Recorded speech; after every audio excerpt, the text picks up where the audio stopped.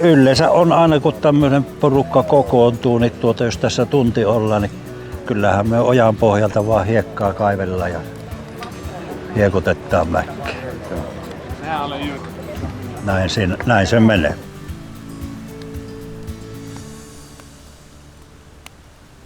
Minä tiedän, että on niin paljon hauskoja kommelluksia. Joskus oli paljon nostureita teitten varsissa, niin kaveri isää siellä puolipäivää yritti nosturia saada perään. Ja sitten se oksasi, että ei tämä olekaan hänen nosturi, että se on se viereinen. Että ei se mitään, näitähän sattuu ennen.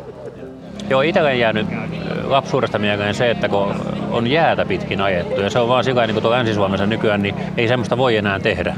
Ei voi luonnonjäällä enää puuta ajaa, koska meillä ei ole jäitä. Niin se on sillä, että siinä on kyllä metsät on kasvanut valtavasti sen jälkeen sinänsä, kun ilmat on lämmennyt ja on ollut hyviä vuosia, mutta sillä luonto on muuttunut kyllä, että meillä päin enää jääteitä ei voi olla oikeasti, ei niitä ole. Niin. Sitten kun mä pikkupoikana aina piti päästä isin mukaan ja se vanha hyttihän nyt ei mikään niin tilava ollut ja 3 aikuista miestä siellä istui siellä hytissä, niin minä sinne kuskin ja apumiehen penkin välissä siinä ne maastonkepit ja etupäin kepit, niin siinä seisoo napotin ja kun pistin 3 miestä nortiksi kuule siellä hytissä, niin saat kuvitella, että kun pojalla kuule kyyneleet valuu silmistä, mutta oli mukavaa. Ja tuokin muistan nuorena, jos autoja varusteltiin, niin kyllä se isä ei kovin suopein silmä katsonut niitä lisävaloja, lisää killuttimia siellä, vaan nykyään kun niille antaa, että siinäpähän rakentakaa niitä, jos pysyy kohtuudessa, niin en tiedä, ne jotenkin kiillottelee muutenkin sitä autoa sitten paremmin, vaan se oli synti, jos niitä fantti niitä sivuvaloja sinne.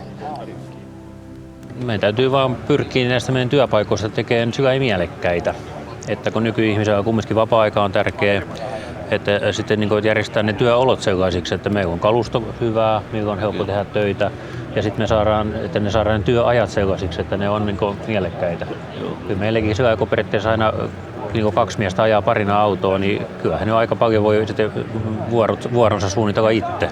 Et esimerkiksi kuinka aikaisin aamulla vaihdetaan. Kello on lastenhoitoa ja kenen täytyy olla 4-5 hakemassa lapsia tarhasta, niin se on vaan kanssa että ei tässä nyt tarvita ja työaikalaiton sun muuta, niin ei tässä nykyään enää tarvita mitään semmoisia työhulluja niin sanotusti. Niin, että se on kanssa se, siinä tässä ajassa meidän täytyy sen mukaan järjestää tätä toimintaa. Ja uskon kanssa, että meilläkin on nuoria tekijöitä aina otettu, niin kyllä niistä nuorista edelleenkin löytyy. Ei kaikista ole missään tapauksessa tähän työhön, mutta kyllä monista on ja se on niin itsestä kanssa kiinni, että nappaako haasteen ja haluaako ja yrittääkö. Kyllä ne vaan kun saisi siihen istumaan siihen viereen. Kyllä sieltä se on se oppi ajettu meillekin päähän ja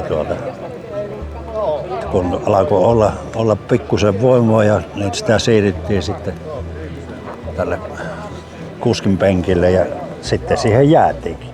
Koulutusta ja nyt itse kun olet tämän verran vanhempi, niin nyt ajattelin tuossa yksi vanha auto ei maksa niin paljon, niin jätän sen itselleni ja sitten jos niin kuin olisi sen verran, että olisi hermot laantuna, että voisi ruveta jo opettamaan poikia, että uutta verta tekemään väkisellä sillä, että semmoinen olisi tarkoitus, mutta siitä nyt ei tietysti sua mitään, kun joka kohdassa nykyään vaan rahaa vaan merkittyy, vaan jos ajattelisi, että yrittäisi silleen, että mennä vähän niin kuin sökönä niin sanotusti. Että. Ja kyllähän tänä päivänä siellä on tyttöjäkin ja on toilla silleen, että minäkin olen sen nähnyt, että siellä on semmoisia tyttöjä, jotka monen miehen kiertää. On. Ei, että ne sillä näppäryydellään ne pärjää. Uskon siihen, että kyllä niitä tekijöitä vielä löytyy. Se vaan pitäisi meidän niin löytää ne ihmiset ja ne nuoret ja satsata siihen markkinointiin. Niin, ja tämä on hieno ala niin kuin työnä. Tämä on mun mielestä tosi hieno ammatti. Mukava välillä olla kuvattavanakin, että jääpi sitten, kato kun sitä on niin itse kukki tehnyt kymmeniä vuosia, niitä ei ole kukkaa kuvana, niin kuin on ollut puheet, että ei valokuvia, ei mitään, kun sitä on yksinään ollut, eikä ole älynyt vänkärillekin antaa silloin aikoinaan, että otahan joku kuva, että saisi itsekin katsella niitä ja sitten muuttiin ja tietysti sitä tekemistä ja muuta, että tuommoinen valokuvausmies pitäisi ottaa oikeastaan aina niin vähän pitemmäksi aikaa, että sillä tulee oikein sit niitä hankalia tilanteita ja muita, että ei ole niinku tälle, että lähdetään kuvaamaan. Niin se on niinku, sinä olet sanonut sitä, että ne jutut ei tule niin näin ihan keksimällä, että ne parempi, että ne luonnossa tulisi sille automaattisesti. Onhan se kaikilla alalla.